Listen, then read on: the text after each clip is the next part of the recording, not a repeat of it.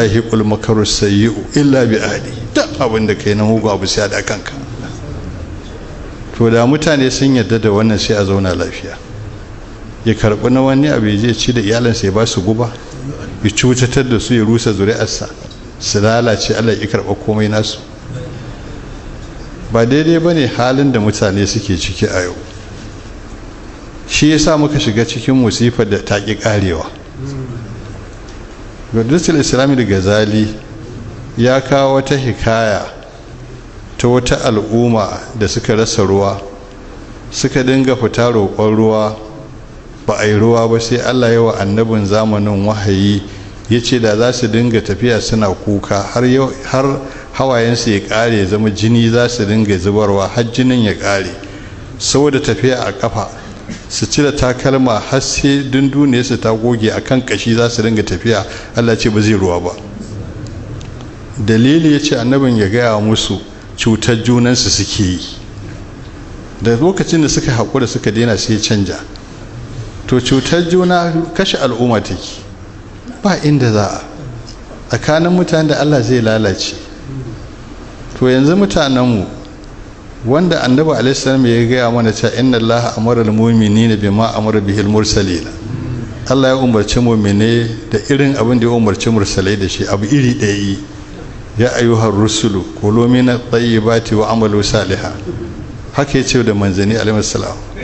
Mu'mine kuma sai ya ce ya ayyuhallazina amanu kulu min tayyibati ma razaqnakum, tsarka na halak ake so. Mu'mini ba a yadda ma ba ma a magana sakan haramun ai. Shi sa annabi alaihi salamu da yazo hadisi ce innal halala bayyinun wa innal harama bayyinun wa bainahuma umurun mushtabihat. To anan mu'mini ake matsawa, ba ma akan haram ba, an san ba zai ba inda ya mu'mini ne. Amma abin da yake tsakanin halak da haram aka samu rikici ya shiga, zai kasa tantance halal ne ko haram, to ana ake magana man ittaqa shubuhati faqad istabara ali dinihi wa irdihi. In ya bar shubha ya kubutar da addinin sa, ya kubutar da mutuncin sa. Man waqa fi shubuhati waqa fil haram, wanda duk abka cikin shubha to zai auta cikin haram. Sai annabi alaihi da kwatanta abu da iya gwanintar bayani, sai shi alaihi ce karra'iyar ahawlal hima, kamar mukiyayi ne da yake yin kiwo a gefen bataka. Duk wanda yake kiwo a bataka to ba makawa zai fada cikin gona. To duk wanda yake sauraron shubha to zai fada cikin haram. Wannan shi ake tsawatar da mumini, ba haram ba. Amma yanzu ya ake ciki, in aka zo aka ce ana rushe gini ko hukuma za ta rushe ginin wani, kaga 'ya'yan musulmi suka su kwashe bula.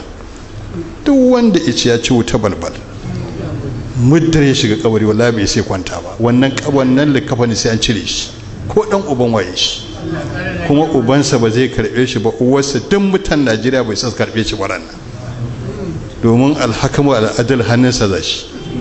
Dukiyar wani ci sai ya biya, in ya ciri rodi sai ya biya. Iyaye sun bari 'ya'yansu ɗauka ana jin daɗi, amma haramun ake. Idan mota ta yi haɗari da kaya, jama'ar makotan guda su kwashe kayan kaf, wanda iga labaita a caje shi a kwashe abin da yake hannunsa. Kowa yana ganin kamar wasa ne. Lahira ba gurin wasa ba ce, Allah ba zai taɓa raga kowa ba muddar mutum ya je da haƙƙin wani. Dole mu shiga wahala tun da a haka muke rayuwa. Mu so juna mu bi Allah, sai warware mana kowane irin abu. Lau anna ahlul qura amanu wata kaula fatahana alaihim barakatin minas sama'i wal ardi. Barakat, albarka ba ta da iyaka, abu ne da zai ta karuwa iri a samu cikakke lafiya. Kaga mutane suna tafiya kamar ingarmin dawaki, kaga an dade a shekara ba a yi mutuwa ba ma. Shekara ba a yi mutuwa ba wanda zai wata rashin lafiya. Ana ta tafiya ana ta abu, amma duk mun haɗu mun lalace, mun zama ba mai wani abu akan wannan. An kyala mutane suna cin haramun, suna cutar junansu ba gaira ba dalili. Kowa ya ɗauka kamar lahira wasa ce, ba wasa ba ce. Hisabi za a yi kullum. Mutum ya yi sallah, a sallah farilla ko ta nafila, babu wadda aka yi da ba fatiha a ciki ka ce maliki yawmiddini. Maliki yawmiddini yana gaya maka ranar sakamako shine mai mulki a cikinta. sakamako zai duk abin da wani ya yi sai an saka a kai, sai an fidda haƙƙin kowa da kowa an fitar tukunna sannan mutum zai abin da zai yi. Annabi alaihi salamu ya ce da mu atadaruna manal muflis, kun san waye wanda aka yi wa waso? Shine wanda turanci ake kira bankrupt. Waye aka yi masa aka? Sai suka ce malla dinara lahu wala dirhama, wanda ba shi da ko kobo. Sai ce la, shine tagayyurul mafahim. Yace al muflis fina, wanda zai zo ranar kiyama da sallah da ibadu iri-iri, amma shatama haza, ya zagi wancan, wadda raba haza, ya dake wancan, wa akala mala haza, ya ci dukiyar wancan, wasa faka dama haza, ya zubar da jinin wancan, fayu hazumin hasanati, sai duba kyan ayyukansa duk karɓaɓɓu lafiyayyu, a dinga karɓa a ba wannan a ba wannan a ba wannan. Idza faniyar hasanatuhu, idan kyakkyawan aikin ya ƙare to sai a dinga ɗebo zunubin wa'ancan ana zabga musu. Mutum bai taɓa lakuce wani hanci ba, amma sai a gan shi da laifin kisan kai, saboda wancan ya kisan kai ibadarsa ta kasa, sai a ɗauko kisan kan shi a bashi, hukuncin za mu kisan kan shi za a masa, saboda ya ci kuɗinsa ko ya zage shi ko wani abu. Bai taɓa luwaɗi ba, sai an rubuta masa mai luwaɗi, saboda ya ci duke wancan an kama, ba shi da abin da zai biya ko laifin wancan an ɗora masa, hukuncin za wancan shi za a masa. Ai cin haƙƙin mutane ba abin da ya fi shi haɗari. Duk wanda za shi lahira kar ya kuskure je wa Allah da abu biyu. In ka karanta littafin shi Abdullah ibn Fodi Nail Suli ko fi tafasirin Rasul, ce kar mutum ya je wa Allah da abu biyu, kar ya je wa Allah lahira da shirka, domin la ya gafiru an yi shirka bihi, amma ya gafiru ma duna zalika liman ya sha. Kar kuma ya je wa Allah da haƙƙin wani, in ya je ba zai taɓa kyale shi ba, sai ya fidda wannan haƙƙin gabaki ɗaya. Ko tattabara ce na ga suna faɗa da iro tana sakatu, tana cakarta, sai tsoro kama ne, ce wannan fa gobe kiyama sai an saka. Wallahi ba zai kyala wani tattabara ba ta cire wata gashi, sai ya mata kisasi. Mage ta iya kushi yar wata mage, sai ce ta ja kanta matsala, maliki yawmiddin na sai ya tsaye da ita, ya yi kisasi ko me yake, ba abin da Allah zai kyale. Sai dai mutum abu guda ɗaya shine dabararsa, ya ƙi mutuwa, shi kenan. Shi ko ubangiji subhanahu ta'ala ya ce ma kunna bi mu'jizina, ba wanda zai gagara Allah. Duk lokacin da yake son wani izo, mala'ikan daukar zai kawo shi, tuni za a kawo shi.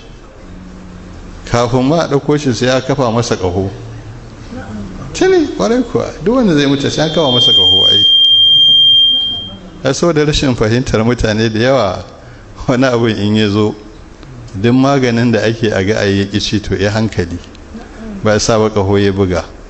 Wani zai dau lokaci ya kwan 40, wani ba zai fi kwana 7 ba, shikenan kafin ya taho, yana zuwa kawai shikenan sai aikinsa. Haka yake, sai an sa mutum alama kafin lokacin ya daman zai gani, ya duba ganyensa zai duba, kowa yana da shi da sunansa a rubuce a hannun mala'ikan daukare, kamar ganyen darbejiya. Daman da ya ga ya dorawa shi kenan, sai lokacin ya buga masa kawai shi kenan, yana ta harkokinsa. Wani sai an yi sallama da shi kawai sai a zo abin da suka hira da shi a ce yanzu wani ya mutu, an riga an gama. To in yana ganin yana da hanyar da zai kauce wa mutuwa, to shi kenan. Shi yasa Allah ya ce duk wanda yake jin ba za a iya masa hukunci ba, falawla in kuntum ghayra madinina ko tarji'una in kuntum sadiqin. In kana so ka duba, yace falawla iza balagatil hulquma, lokacin da rai ya zo na makogoro, wa antum hina izin tanzuruna, duk wanda ka sani sai dai ya sa ido. wa nanu aqrabu ilayhi minkum walakin la tusirun, mun fi shi kusa da ku, gani ne bakwai. falawla in kuntum ghayra madinina, in kun zama ba za a iya kama ku a hukunta ku a saka abin da kuka yi ba, to tarji'una haku dawo dara. Wannan itashi in kuka kasa to kwa shafa kansa ruwa, kwa shafa kansa ruwa.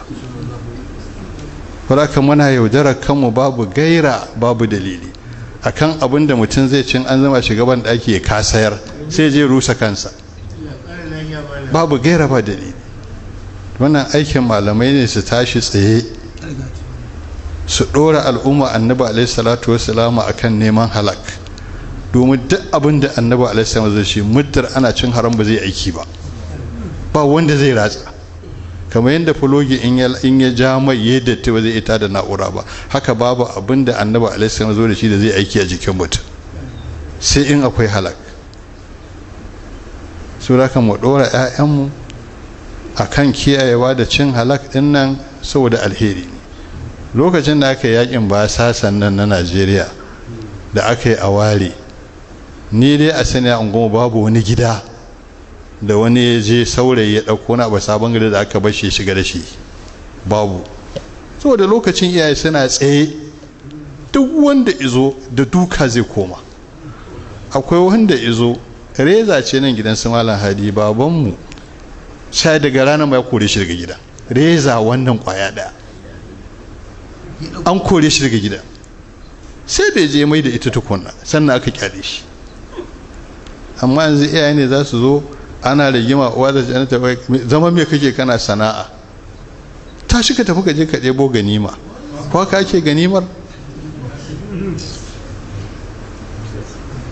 Yanzu dai abin da ake ciki mafi yawan mutane wato kusan tsoron duka ne yake yana su sata, ba tsoron Allah ba. To bai kamata mu dawo haka ba. To Allah gyara halayen, Allah gyara halayen, Allah gyara halayen. Assalamu alaikum warahmatullahi wabarakatuh.